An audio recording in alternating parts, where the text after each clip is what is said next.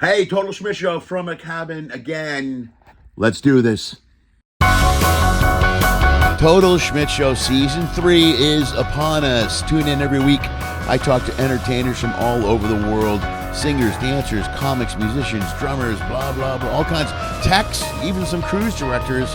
Most of the entertainers I talk to work on cruise ships. If you ever wanted to know what entertainers do, how they get through their day, any of the behind-the-scenes stuff about entertaining, we'll talk about that stuff here, as well as we'll delve into some of the entertainers and some of their works, some of their albums coming up, some of the things they've done in the past, things you can look forward to in the future. All that stuff you can catch here on Total Schmidt Show. But either way, get yourself a pizza, a beer, some bourbon, light up a cigar, or some sort of joint, or whatever type of crutch or vice you need to get through the evening, and sit back and enjoy whatever it is I put together this week on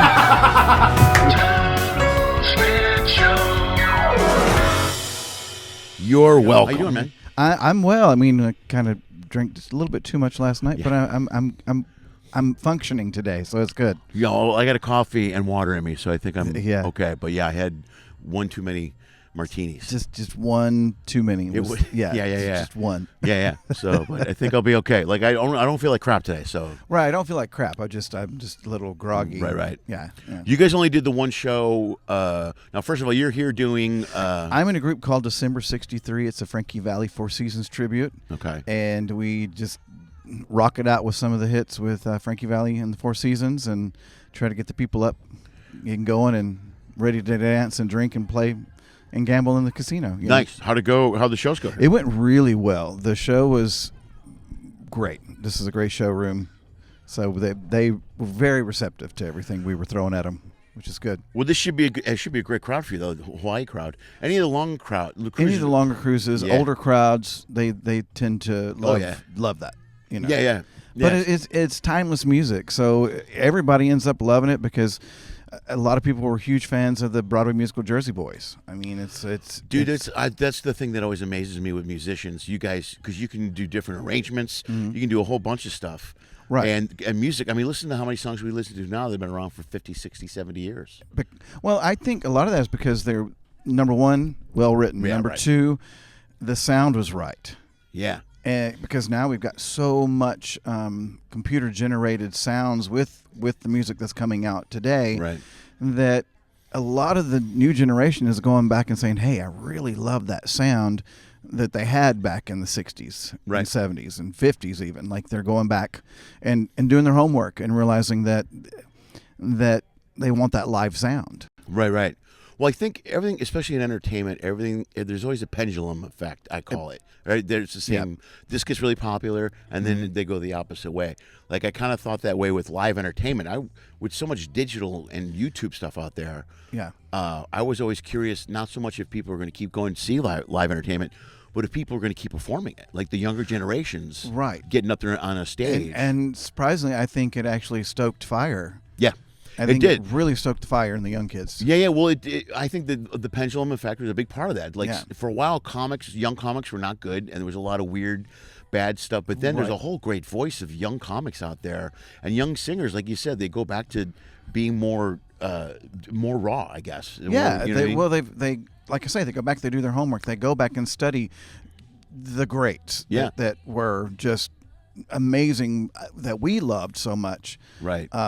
That were kind of forgotten there for a while, like you said. It's like, it's not. It's okay. It's funny, but it's not like what we know it can be. Right. But now it is coming back. It's just right.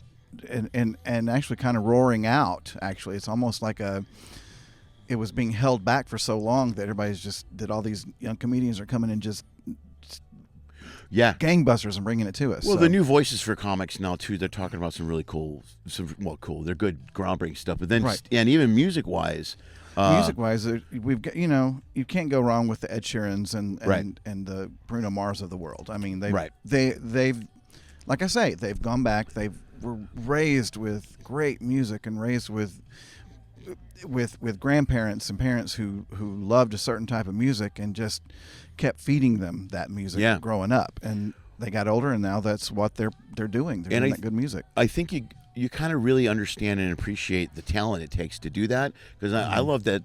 I love that old school where there's one microphone and it was one take and everybody just has a guitar and there was no 20 tracks or 18 tracks. It was one track and then one track and you had to lay over the top of that one track. Yeah, and you had to nail it. You know, you had to be good. Right. You know what I mean? So I mean, you couldn't. There was not a lot of what's the word I'm looking for? The auto tune or stuff like that. You know what I mean? Yeah. I mean, you had to carry a note. I mean, I'm grateful for all of the new technology because it does make it easier to record. Of course. You know, back then it was very hard to get it right on the first take, and you had to keep doing it, keep doing it.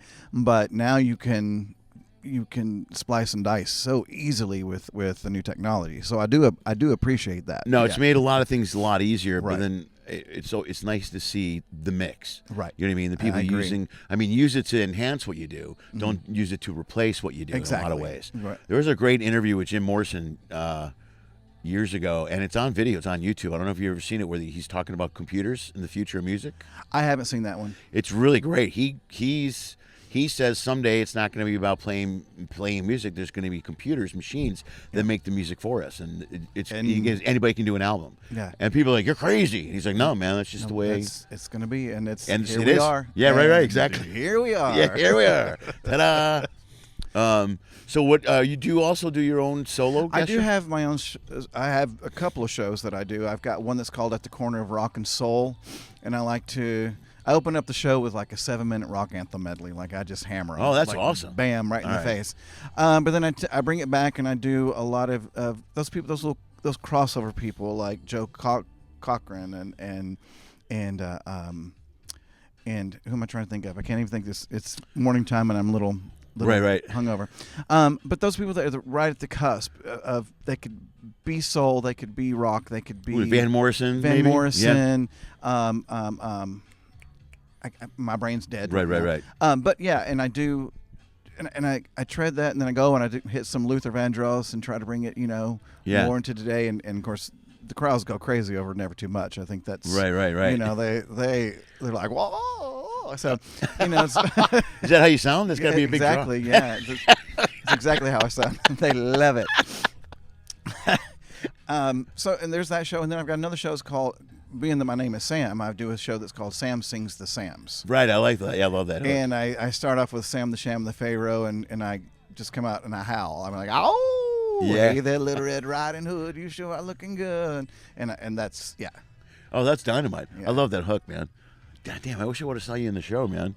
Well, what lines do you normally work for? Quite a bit. Right now, our group is Carnival. Right. Okay. Yeah. What about your solo guest stuff? Solo stuff is Vegas right now. Yeah. Chips haven't caught on to the greatness of the shows yet. That's all right, because once you get your foot in the door, man, then suddenly you're getting all the work. You know what I mean? Yeah. So, but the big one that I really want to bring out on Ships is the Sam Sings the Sams. It's really cool. Sam Cooke, Sammy Davis Jr., Sam and the Pharaohs, Sam Smith, Sam Harris. Well, the fact that you have multiple shows should be a huge draw for any cruise line, because it gives you multiple evenings to do shows. Exactly. You know what I mean? Yeah. And I've even got another show that's called Taking It Old School, and I do a lot of the old things. Right on. Now you said you came from Cass, right? I started with Holland America Line about in 2003, and started on the Zuiderdam, was the third cast of the Zuiderdam. So I've been on ships for a while. I've done Royal Caribbean, I've done Celebrity and Princess, and so I was doing my shows on there while I was in the cast, but then I was like, I want a life. Right. And so now I just do guest ent work and do a lot of stuff. In Vegas, I just did Sondheim's Follies. Okay. In Vegas, and was part of an amazing cast. I don't know if you know anything about that show. I do not. It is basically a group of performers who used to be a part of the Follies in New York, like, Showgirls and all that kind of stuff. And they go back for a reunion because they're about to tear the theater down. Oh, and all right. Of course, in Sondheim's great fashion, everything's got to be complicated and very dark. Right. But then it all comes to light at the end of who's staying with who and what's going on. But it's amazing because we had about 14 of the Forever Showgirls in Las Vegas. Like a couple of them were over 90 years old. Oh my walking gosh. across the stage. It was amazing. But the whole group got nominated for a Broadway World nomination. Oh, right on. And I was nominated for a Broadway World nomination. Good for you. Congratulations, it was really cool. It was an amazing experience. One of the most amazing experiences of my life. It was in Vegas? It was in Vegas at the Aliante Casino. Okay. But it was just, it was a life-changing moment, when it comes to my mind. How long did it run? It only ran for 1 weekend. Oh, wow. All right. It was. Oh, man, what a flag. Oh. That'd be it's like a wedding. It was. It was like, boom. It's like, boom, and it's all over. You wake up hungover and you're like, whoa. Did I really marry her? Like, oh, crap. I had no idea. Yeah. So it was an amazing experience. But I've been doing a lot of things in Vegas. I just did a show at the Max and Jazz. It's Max and Jazz, Sushi and Jazz there in Vegas. And I've got a couple more shows coming up on March 7th. I've got one where I also write my own music. And so we're pretty much doing a show there of the music that I've written and kind of like a debuting of that. So dude, you're a hustler, bro. I love that. That's great. In Vegas, you have to. Yeah, no, there's so much. I mean, there's a lot of work there, but there's a lot of people there. Right. You know what I mean? So you got to get you got to get out there. So I get it. Well, I've been very fortunate in making friends with all the right people. And when I say the right people, I say the kind people. Right. The loving people who really are about art and about music and want good music around quality them shows, and, like really stuff around them. So right. I've really been blessed to have met a lot of those people like Clint Holmes and Kelly Clinton Holmes and Michelle Johnson and Christine Shebeck and of course one of my best friends is Rita Lim. She does stuff all over Las Vegas. Right. And it really, really has helped me to just get my voice out there. Yeah. Because they believe in me, so the community can believe in me. Yeah. Kind of thing. So plus if you're about the art too. Like I know you're gonna joke. We keep talking about all the jobs I had, but I had a job. When I first moved to LA, there were a couple of different companies, production companies, that had writing jobs on and stuff, and it was really all about just moving the product. Right. It wasn't about the quality of the show, and I would end up. I either ended up one I got fired, one I butted heads with the owner because I was always like. I would find a hole in the script and go, why is this guy doing this? Because it's funny. Yeah, but it doesn't make any sense for the storyline. Right. Yeah, and you know what I mean? But so there's always got to be a voice or someone. There's got to be someone there fighting for the quality. Yeah. You know what I mean? And for you to, I bring it up because you ran into people that were about quality. They're about quality. I mean, it really helps. Yeah, it helps a lot. It helps. Because it sucks your soul out to work with people that are just like, just sell it. Just sell it. Get out there, do it. Sing, song, take paycheck. Yeah. Yeah, that one. Where'd you? I love that. That's great. Sing, song, take paycheck. I heard that. I was doing a theme park way back in the days. I was at Six Flags Over Georgia singing and dancing there. And I was just like, oh, this isn't going right. This isn't blah, blah, blah. And one of the guys said, oh, Sam, shut up. Just sing, song, take paycheck. And I was like, there's the motto of the day and pretty much of life. That should be on a T-shirt or a hat. That's really good. I like that. That's good. Dude, you've had as many jobs as I have, though. You know what? A hooker's a hooker, let me tell you. Well, dude, a hustler's a hustler. I mean, you got to work. You got to make a buck. Right? Exactly. If you're going to, that's the cool thing. One of the reasons I do this podcast is I don't think a lot of people don't understand how many there are guys are like you that you got to hustle to keep working. If you want to do your art, you got to find the way to make it happen. So you end up doing all these different jobs. You do whatever you can to survive, and that's why you've got 5 shows. You've been in this show and all this other stuff. Well, and over time, I just kept collecting charts that I had written, and so I've got like over 100 of charts of music. Wow. I could do many more shows, Yeah. But I'm glad I did because now when someone calls in Vegas and like, can you do something? I'm like, what style do you want? Sure. Here you go. You know, you cover a lot of bases. And you just, as they say, what style of music do you sing? The style that pays me. Yeah. And it's what. That's my favorite style. That's my favorite style, the one that pays me. But I've been blessed because cruise ships really helped me a lot because I had to do so many different genres of music. I was never. One night we would do a rock show. The other night we'd do an opera show. The other, and the next night I'd be doing a country show. Which goes back to my Mississippi roots. It's fine, all of that. But it really helped me in just developing a repertoire of just being able to do whatever was needed and do it well. Yeah. So yeah. That way you get a bunch of it's a lot of work and experience. It's just more and more experience. Exactly. Yeah. Which is that's what I was talking about, live entertainers moving forward. I'm glad to see there's more young live entertainers out there.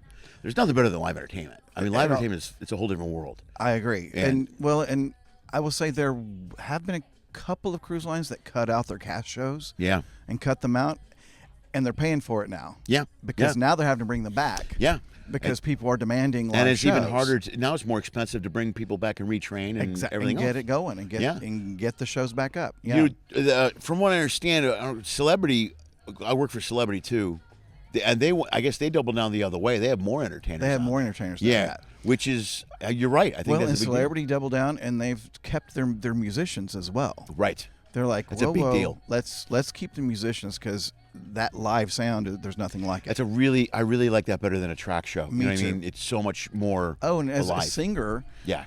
I mean, you've got energy not only coming at you from the audience, you've got the energy coming from behind you, and it's almost like you're flying. Like there's no feeling like it in the world. You feel like you just sprouted wings, and that music is kicking, and the audience is getting what you're serving. Yeah. You know, 'cause sometimes they don't always get what you serve. Sometimes they don't get what you serve. I got it. But you get that I call it the buzz. Yeah. The entertainment buzz, and you're just like you can't sleep for 4 hours after your show. No, you can't. You're There's still on it. Right. Know? I hear you. And I don't get that buzz as much as I do with a band, as much with tracks as I do with a band. Right. You know, there's just that buzz because that energy is just it's flowing, energy, man. It's all around you. Yeah. It's all around you. So it's amazing. Right. Yeah, I do. I've noticed because you're right. When the good thing is that there's so many cruise lines and there's more ships being built, and this is an industry that just keeps getting bigger and bigger. Right. And I think the bigger they get, the more they see they need entertainment. Yeah. Live entertainment. Live entertainment. Because if you're going to have these sea days. I was going to say, if you have 4 and 5 sea days, right? What the heck are they going to do? Yeah, and I know a lot of them are doing these, and it's smart. All these cruise lines bought their own island, so they go to these resorts, which is brilliant. Saves them port costs, and now they get all the money. And I get it. Carnival's got a new island coming out in a few months. And, they do? Okay. Yeah, they got a huge, big one, kind of like the Coco Cay and all that island. Oh, yeah. So they buy their own island basically, and they pump it full of everything, bars and all kinds of stuff. And it's a great day. It's a port day, but now you don't have to go to another port. But you can't. There's still going to be sea days. You know what I mean? Right. And like this Hawaii thing is great, but we have 5 sea days back to get to. Well, these are the crossings too. If you do a transatlantic, oh my gosh, yeah. I just did one that was 9 days in a row. Man, we're loaded with entertainers. We had all kinds of people, jugglers and magicians. Yeah, well, you have to because you got to keep them going. You know. Yeah, you got to have a show or something because you might draw a crowd of people that are on here that will be like, oh, we'll party on the ship. It'll be a blast. But I think they won't return unless they remember something. Yeah. Well, and I got to say that's one thing that's Vegas has hurt themselves on. What do you mean? Entertainment. Right. Because now they're down 40% entertainment jobs in Vegas. Really? Because it's all going towards sports.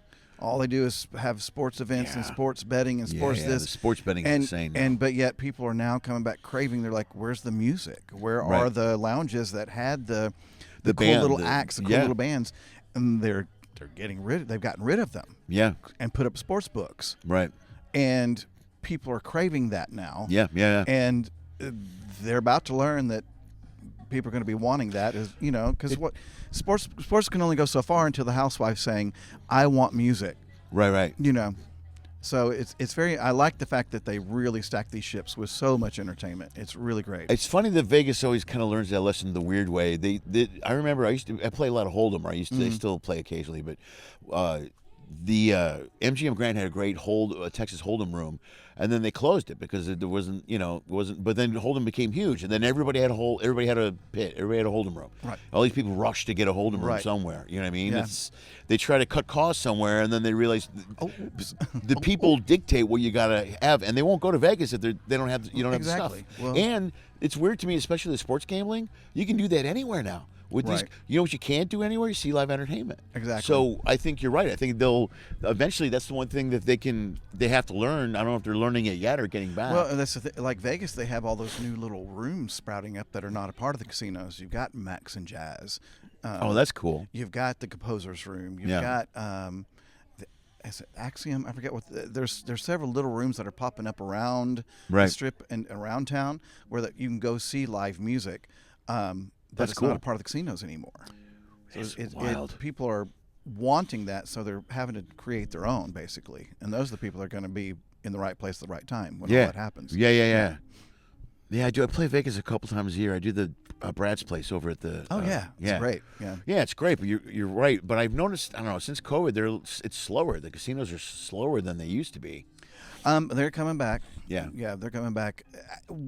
Also, Vegas did the whole Formula One thing, which I think is really kind of. Dude, we were talking about that a little bit. It's a train wreck. It's a train wreck. It's been a train wreck. It's bad for the locals. It's bad for tourists. If you wanted to go to Vegas during that time, you're screwed. You're screwed because all the rooms are $600-700 to $1,000. Yeah, and you don't care about racing at all. You're like, and this we're talking about at the New York. You know? Yeah. So, yeah. Like what? Yeah. This is not penthouse money. No, yeah, right. I'm not paying that. Yeah. So I think things like that are kind of Vegas has got to calm down on those events so that they can keep what's really important to Vegas, which is the tourism, which is the underlining people that are coming just to gamble or just to watch the big, the Cirque du Soleil shows or whatever.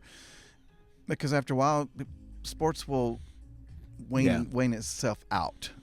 Well, I'm wondering how baseball's going to do there when they have 80 home games. Oh, that's 80 home games, man. I know, and. Of course, why don't we bring in the losingest team in the history of baseball into Las Vegas? Brilliant. Yeah, it's going to be an anomaly for a while, but then I don't know after 2 years or 3 years, you know what I mean, what kind of draw. Who's going to go? I don't know if anyone's going to a tour. If you're going to be a tourist, you can go to Vegas. Are you going to go sit for 3 hours in a ballpark? Well, 2 hours now because they split the game up. Right. But still, why would you go? I don't. So now you got to depend on local fans. There's not a lot of A's fans there. No. Right. Well, Vegas was the two teams that were very smart for Vegas were our WNBA. Yeah. The Aces. They've won two world championships. We've got the Golden Knights. The Knights, they were brilliant. The way the guys building that team were geniuses too. Genius, because they were in the cup. They won a cup in a few years. And it's one of the most fun experiences you can have in Vegas. I've heard about the pregame thing. I haven't done any of that stuff yet. It's unbelievable. Everything that they bring out, all the talent and the acts and stuff, and they get out there and they do like sword fights and all. Yeah, it's just a really cool thing. Yeah. It's really, really cool. But those were our teams. We got to name those teams. Those were expansion teams. Those were expansion teams. Those were expansion teams. So they are part of Vegas. They belong to Vegas. Right. We are getting an expansion NBA team, which means we named them. Yeah. That'll be that's ours. Cool. Okay. But the teams that come in from Oakland, I don't know how the A's are gonna. Yeah. They just I don't know how, because even the Raiders they're fine, but I don't feel like they're Vegas's team because we didn't get to name them. They're not ours. Yeah, I guess I kind of like the Raiders in Vegas though. I just like that vibe. The stadium is amazing. I heard. I'm going. I think I'm going next. The Bears are there next year, so I think we're going. Bears, yeah. Yeah. So we go. We do a trip. Me and a bunch of guys from high school. I think that's the game we're doing because one of them lives in Vegas. Okay. Yeah. That stadium is straight out of Star Wars, man. It is unbelievable. Yeah, I can't wait to check it out. It's beautiful. Inside is gorgeous. I've not gone to any events, but I've worked events there. Yeah. So I've seen the underground. Yeah, like I've seen where they store the football field. I've seen everything. Really. And it's crazy because what they do is they take that field and they roll it out. Yeah. It's on a platform. Oh, like Phoenix does that. Yeah, Arizona developed that. And they water. Well, that's smart. That way you're not tearing up the field during concerts and other events. Right, and you don't have to stack stuff on it. Right. Right. Yeah. It's really cool. The technology they use to just get it outside is unbelievable. It's amazing. Yeah. Wow, I didn't know they did that there too. That's really cool. Yeah, that's a great way to keep the turf safe. And, you know what I mean? And green and everything. Now, are you from Vegas originally? I am not. I was born in Boonville, Mississippi. Wow. Yeah. That's the South. That's the South. just right above Tupelo.